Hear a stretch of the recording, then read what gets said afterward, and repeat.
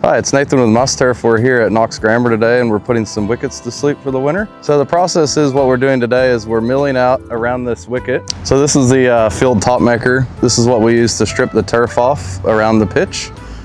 Basically the grass is ground up with little knives down here, sent down a conveyor belt and then up into our tipper that will drive next to the tractor. This leaves us with a nice level finished surface that we can lay turf on. We've finished stripping off all the grass and now we have nice bare ground ready to put soil down.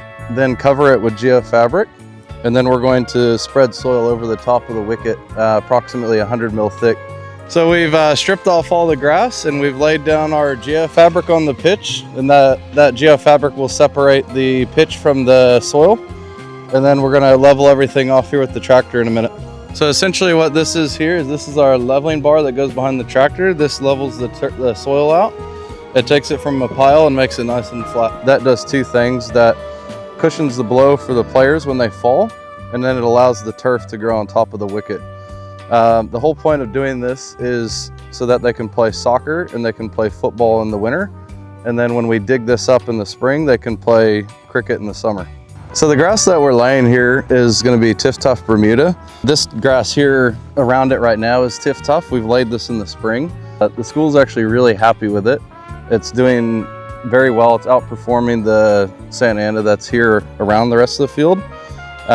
They're really happy with how the color holds in the winter. Last year when we laid the TifTuf on this pitch, it actually was the best looking part of the field, surprisingly, considering it was laid on concrete. And over here is our Magnum. This is what we lay the maxi rolls with. So the rolls go in here in the front across this bar.